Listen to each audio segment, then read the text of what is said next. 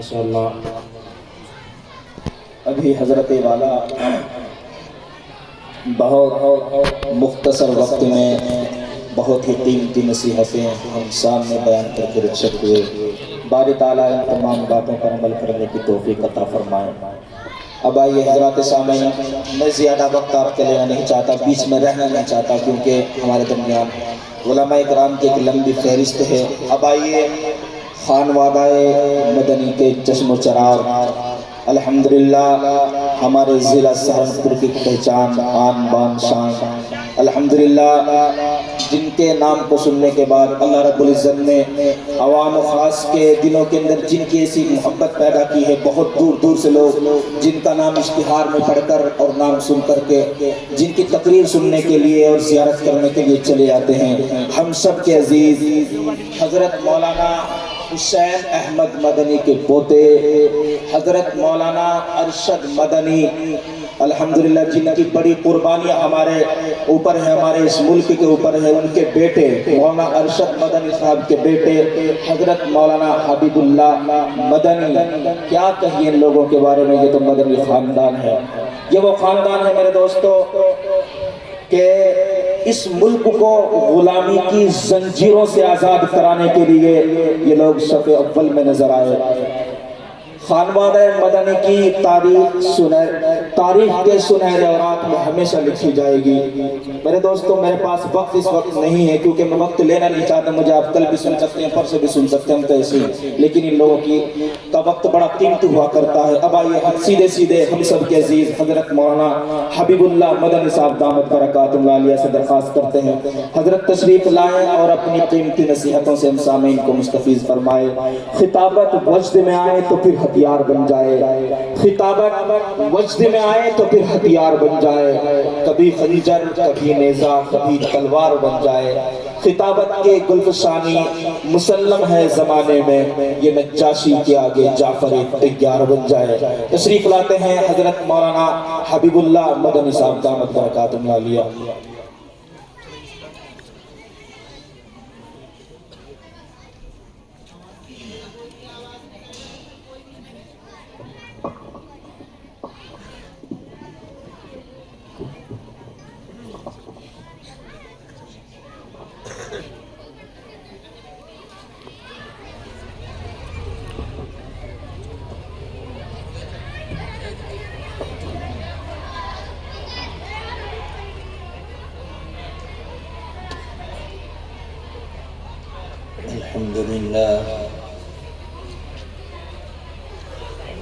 الحمد لله نحمده ونستعينه ونستغفره ونؤمن به ونتوكل عليه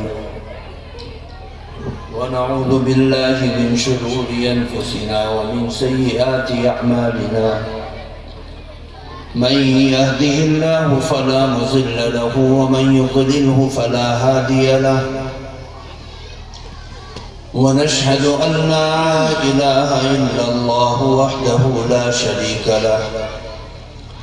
ونشهد أن سيدنا وسندنا وحبيبنا ومولانا محمدا عبده ورسوله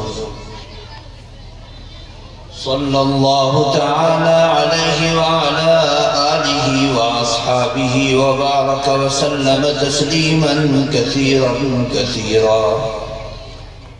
أما بعد فأعوذ بالله من الشيطان الرجيم. بسم الله الرحمن الرحيم.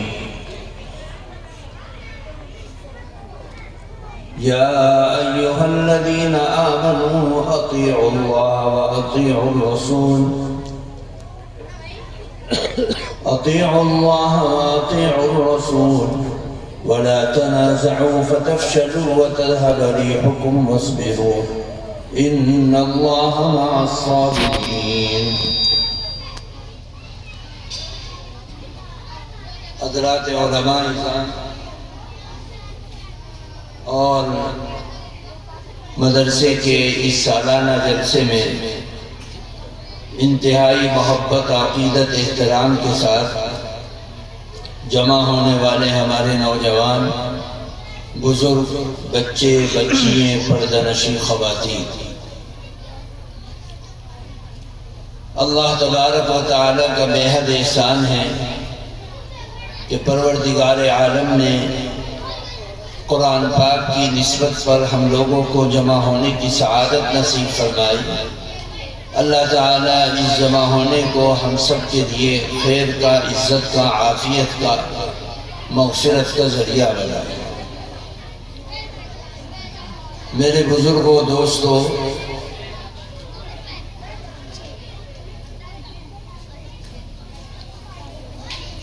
یہاں بڑے بڑے اکابرین اور بزرگان دین موجود ہیں۔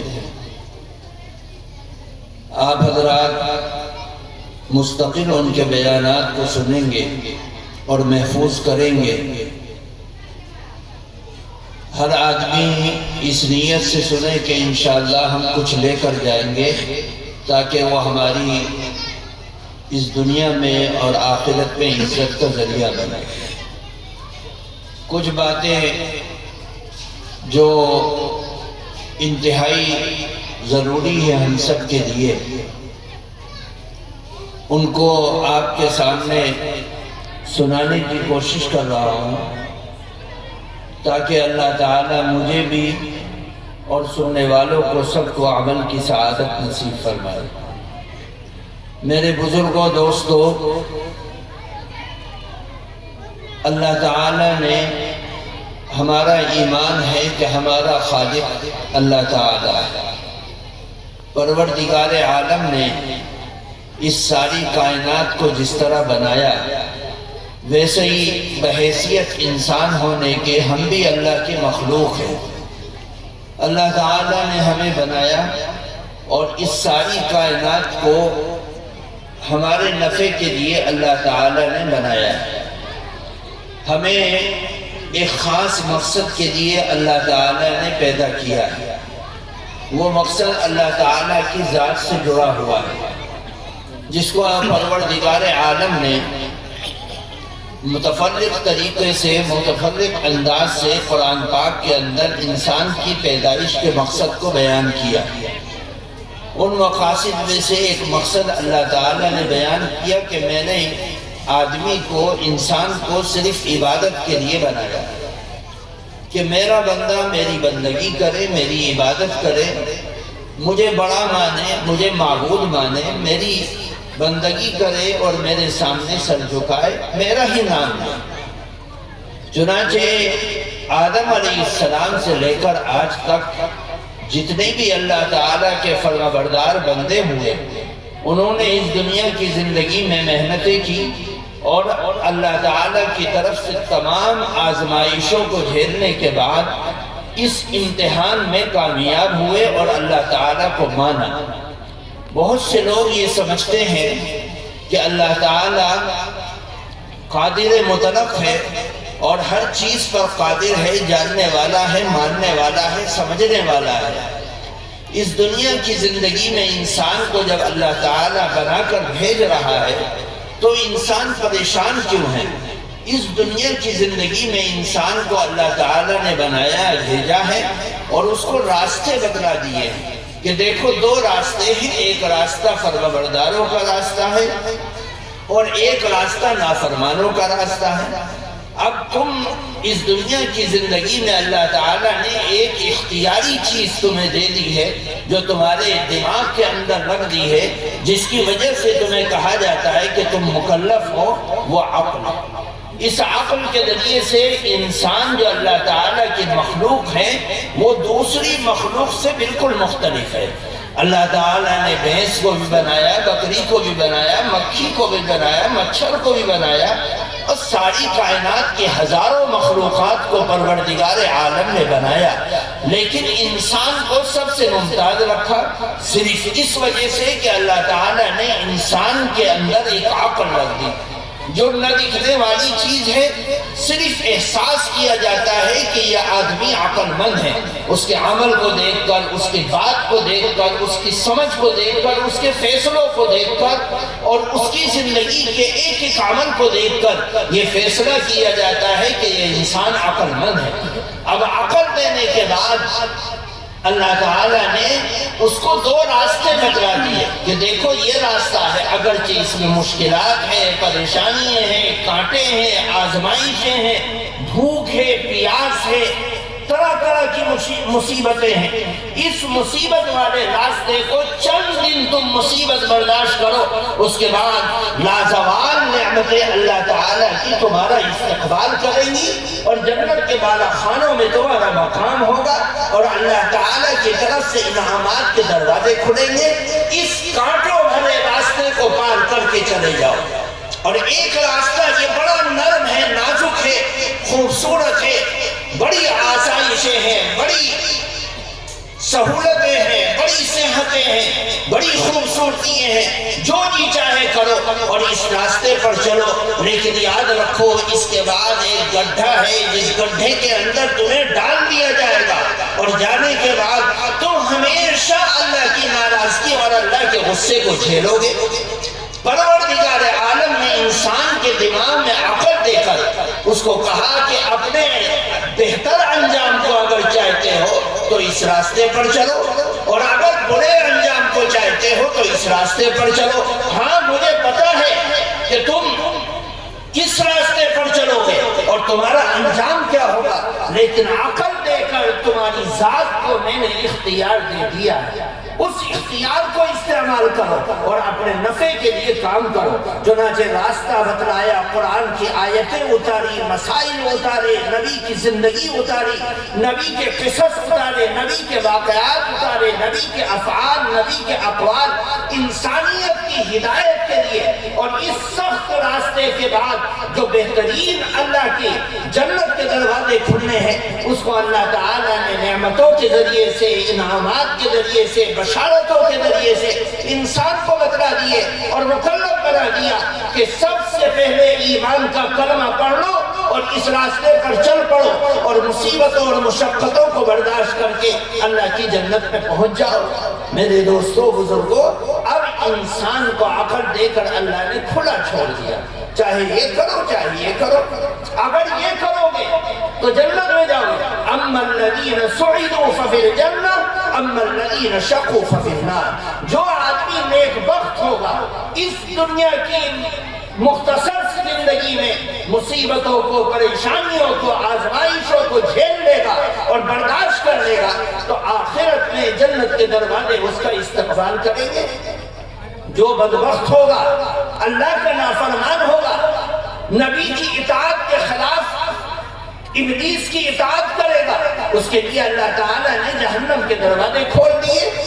دونوں چیزیں انسان کا استقبال کر رہی ہیں، اس جنت کو بھی اللہ انسان سے بھر دے گا اور اس جہنم کو بھی اللہ انسان سے بھر دے گا، لیکن اس جنت میں جانے والے اور اس جہنم میں جانے والے انسان اپنے عقل کے صحیح اور غلط استعمال سے اس کے اندر جانے والے بنیں گے۔ جو لوگ اس عقل کا استعمال اچھی طرح کریں گے، دور بھی نگاہوں سے دیکھیں گے اور اپنے مستقبل کو پہچانیں گے، اپنے انجام کو پہچانیں گے، نبی کی اطاعت کریں گے اور اللہ کے احکامات کو اپنی زندگی میں سجائیں گے، وہ جنت میں پہنچ جائیں گے۔ اور جو لوگ اس دنیا کے اندر عقل کا غلط استعمال کریں گے، جلد بازی کریں گے، ابلیس کی اطاعت کریں گے، نبی کی نافرمانی کریں گے، اللہ کی نافرمانی کریں گے، وہ جہنم کے اندر چلے جائیں گے۔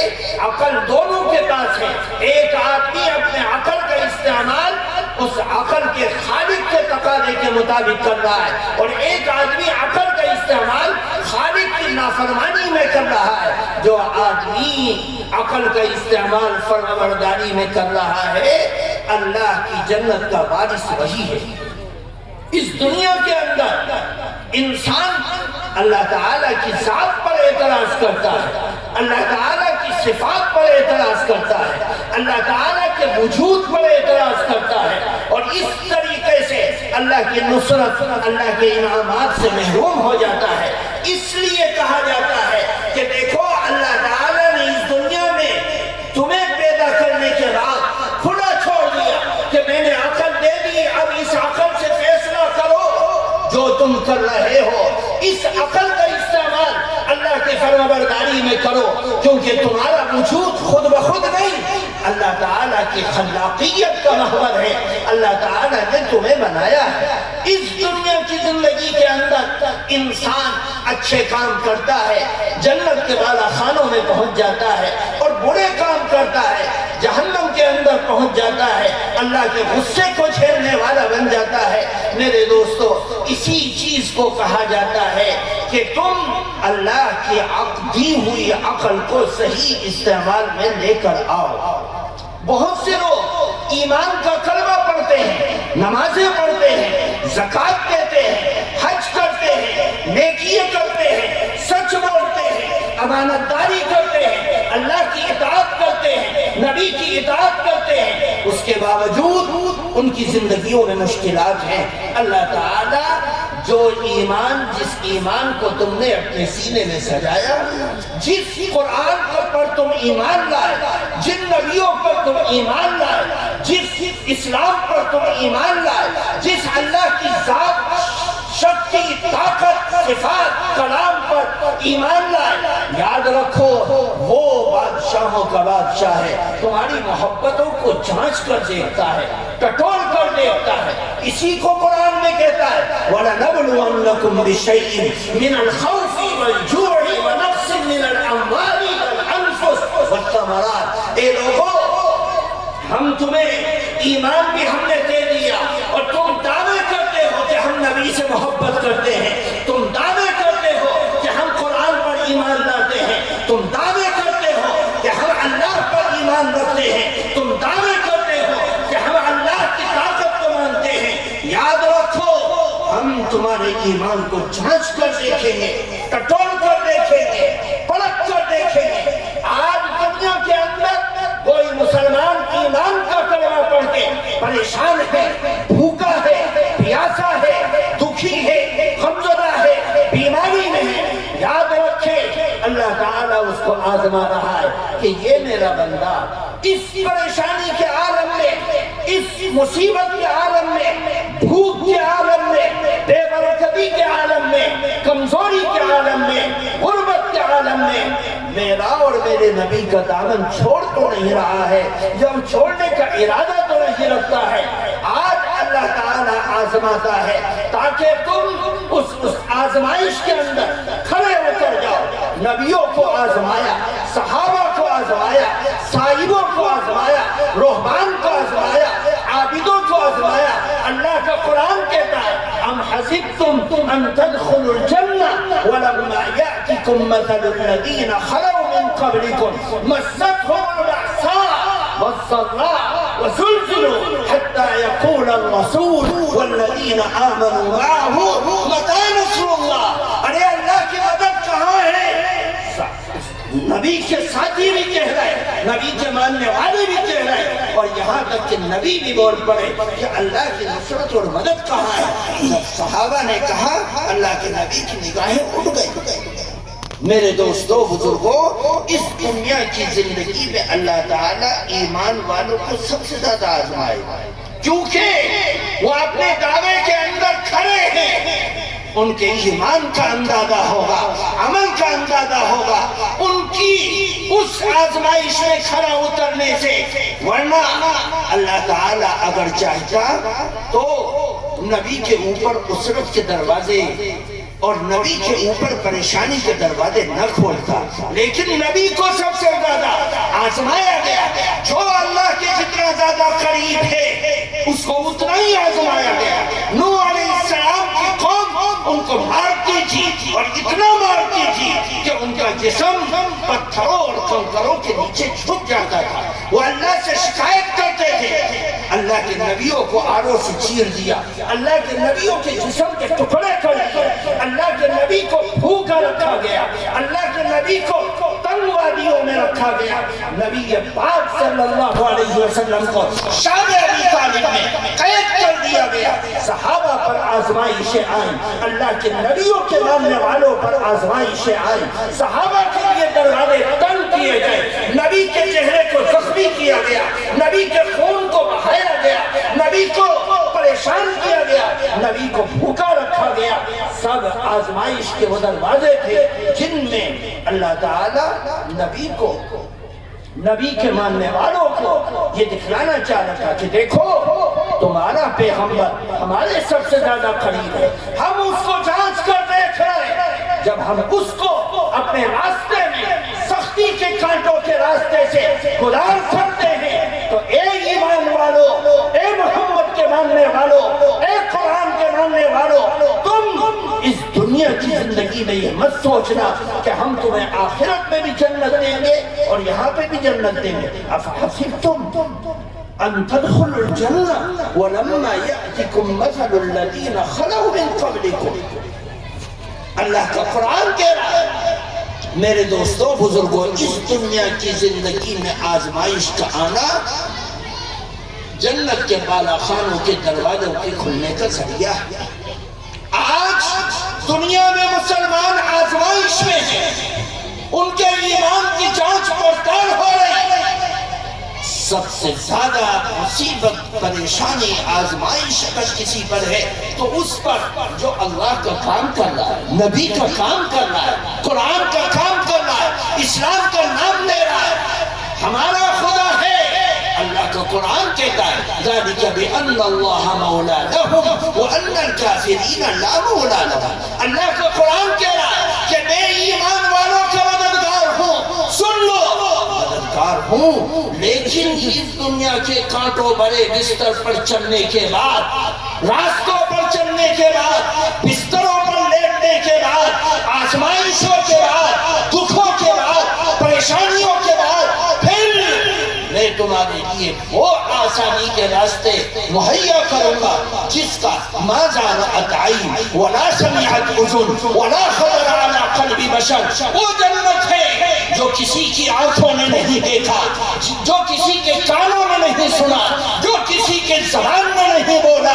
بس اس جنت کی نعمتوں کو تمہارے لیے میں نے رکھ رکھا ہے، ذرا سی پریشانیوں کو جھیل کر تو آؤ، ذرا سی مصیبت کو جھیل کر تو آؤ۔ اللہ نے ان مصیبتوں کے دروازے کھول رکھے۔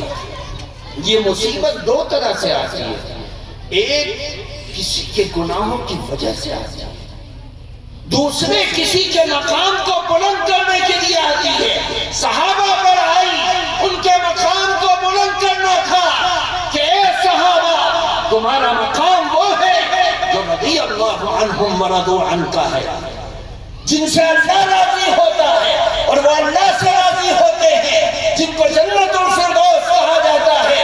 اے صحابہ تمہارے اوپر آزمائش ہے، تم نے ایمان کا کلمہ پڑھا، تم نے قرآن کو پڑھا، تم نے نبی کا دامن تھاما، تم نے اللہ کے کلام پر ایمان رکھا۔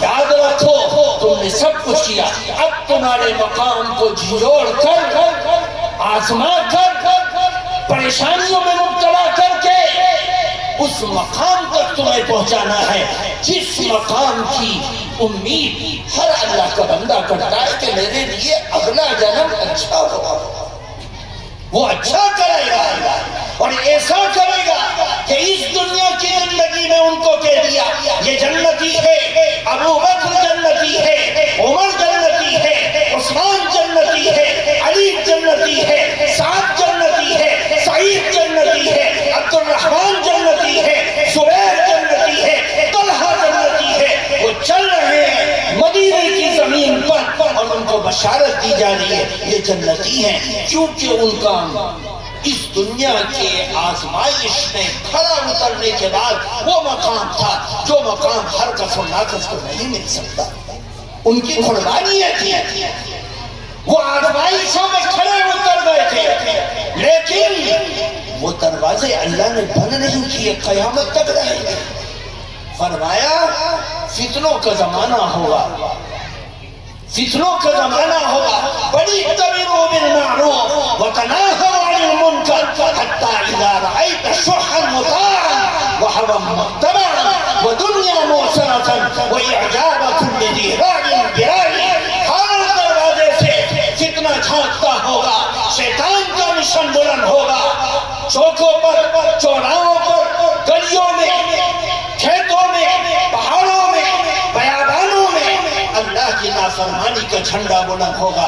اس وقت ایمان کی حفاظت للعامل فیہن مثل قبض جمل، اس زمانے میں میرے دین پر عمل کرنا اتنا مشکل ہوگا جتنا کہ ہاتھ کی ہتھیلی پر دہتے ہوئے انگارے کو رکھنا کتنا مشکل ہے، کوئی نہیں رکھ سکتا، تڑپ جائے گا۔ فرمایا فتنوں کا زمانہ ہوگا، لوگ خواہشات پر چلیں گے، دنیا کو دین پر ترجیح دیں گے، اور لوگ اپنی رائے کو یہ سمجھیں گے کہ میرا فیصلہ سب سے بڑا اور سب سے اچھا فیصلہ ہے۔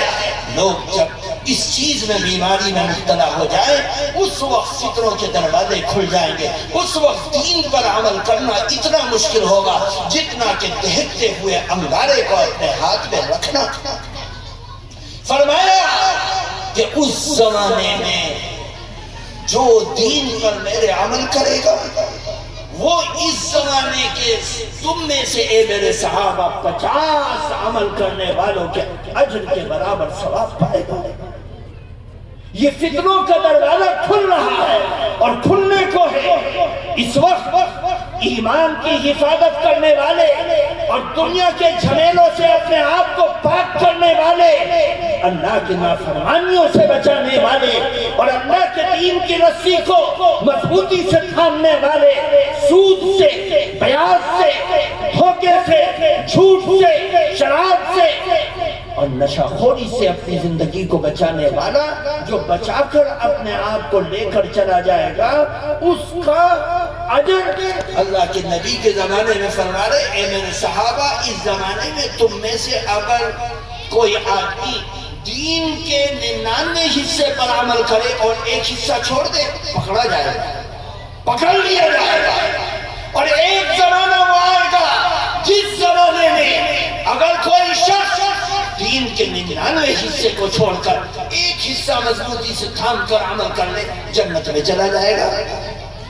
میرے دوستو، اس فتنے کے زمانے میں سب سے زیادہ دنیا کے حالات کو دیکھ کر اپنی لائن تبدیل مت کرو، لوگوں کی زبان کو دیکھ کر اپنی سوچ تبدیل مت کرو، لوگوں کے غلط نظریے کو دیکھ کر اپنے نظریے کو تبدیل مت کرو، اللہ کے قرآن سے مضبوطی سے جڑے رہو، نبی کی سنت سے مضبوطی سے جڑے رہو۔ یاد رکھو دنیا کی کوئی طاقت تمہارے ایمان کا بال بیکا نہیں کر سکتا جب تک کہ تم اپنی زندگی کو بدلنے کی کوشش نہ کرو۔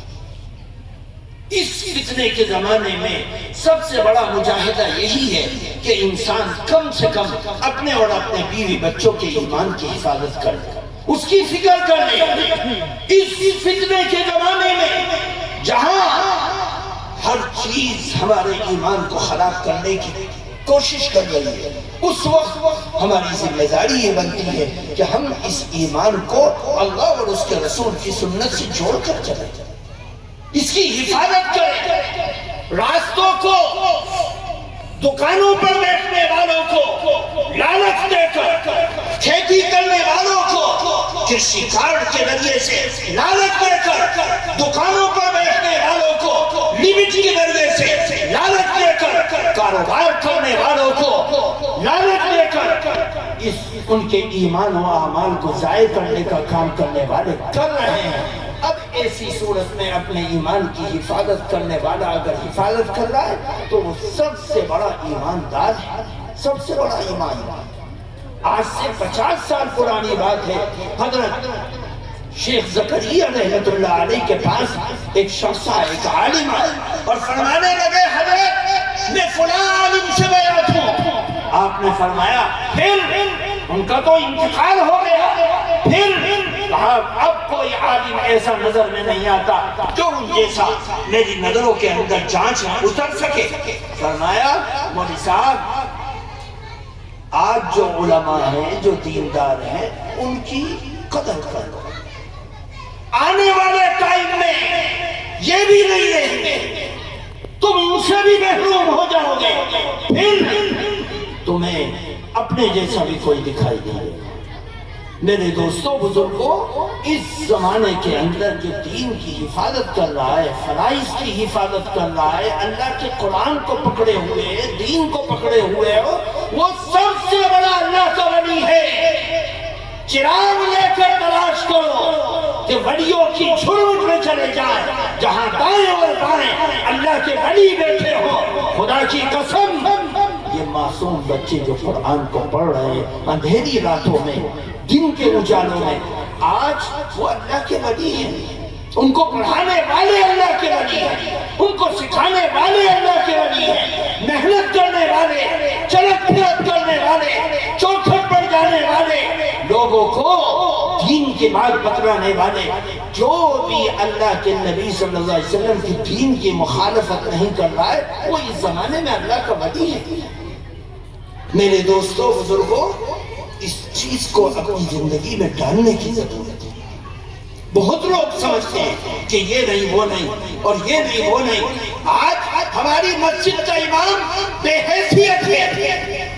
جس مسجد کے امام نے ہماری فجر کی نماز کی گارنٹی دی، ظہر کی نماز کی گارنٹی دی، عصر کی نماز کی گارنٹی دی، اور 50 سال ہو گئے مسجد کے امام کے پیچھے نماز پڑھتے پڑھتے، وہ امام تو در کتا در بندی ہے، اور انٹرنیٹ پر پگڑی باندھ کر سینے سے کتاب لگا کر آنے والا وہ مولوی جس کے نام کا بھی پتہ نہیں، جس کے باپ کا بھی پتہ نہیں، جس کے خاندان کو پتہ نہیں، جس کے علم کا پتہ نہیں، جس کے پڑھنے اور لکھنے کا پتہ نہیں، جس کی سوچ اور فکروں کا پتہ نہیں، وہ ہمارا پیشوا اور امام بن جاتا ہے۔ یہ ہماری بربادی اور تباہی اور ضلالت کی بنیادی وجہ ہے۔ ہم اس میں جوجھ رہے ہیں، ہم اس میں تباہ ہو رہے ہیں۔ ہم نے مسجد کا امام جس نے میری ماں کی نماز جنازہ پڑھائی، جس نے باپ کی نماز جنازہ پڑھائی، اس کو محض ایک کھیت کا نگہبان اور مزدور سمجھا کہ ہمارے پیسے سے پڑھ رہا ہے، امام صاحب یہ کیوں نہیں ہوا، امام صاحب یہ کیوں نہیں ہوا۔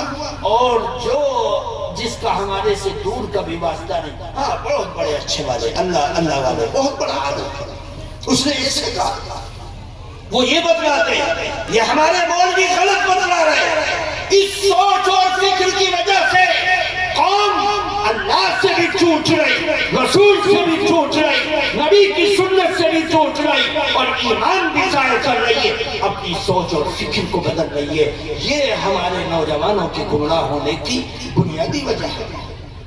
اس لیے میرے دوستو، بزرگوں، اپنی زندگی میں اللہ اور اس کے رسول کی اطاعت بھی گزارو، اور وہ اطاعت کون بتلائے؟ تمہارے پاس اتنی فرصت ہے، تم سمجھ نہیں سکتے، پرکھ نہیں سکتے۔ ہاں، ہم نے قرآن کو پڑھا اور قرآن میں کہا گیا وَلَقَدْ يَسَّرْنَا الْقُرْآنَ لِلذِّكْرِ فَهَلْ مِن مُدَّكِرٍ۔ اللہ نے قرآن کو ذاکرین کے لیے، قرآن سے محبت کرنے والوں کے لیے آسان بنایا۔ وہ محبت کہاں سے لاؤ گے؟ جو قرآن کو سمجھ کر، قرآن کو جان کر آتی ہے۔ وہ محبت جبھی آئے گی جب کم سے کم قرآن کے الفاظ اور اس کے معنی ہمارے ذہن و دماغ میں اترنے والے ہیں۔ یاد رکھو، صرف قرآن کو پڑھنے سے آدمی مکمل ہدایت پر نہیں آ سکتا، اللہ کے علوم کو نہیں جان سکتا۔ صرف قرآن کا ترجمہ پڑھنے سے کوئی آدمی علوم دینیہ سے آراستہ پیراستہ نہیں ہو سکتا۔ قرآن کے پڑھنے سے بھی، اور قرآن کو سمجھنے سے بھی، اور قرآن کے دائیں اور بائیں جو اس کے شان نزول اور شان ورود ہیں، جو اس کے واقعات ہیں، جو اس سے جڑی ہوئی چیزیں ہیں، جب تک ہم ان کو جانیں گے نہیں، اس وقت تک یہ قرآن ہمارے سینے میں نہیں اتر سکتا۔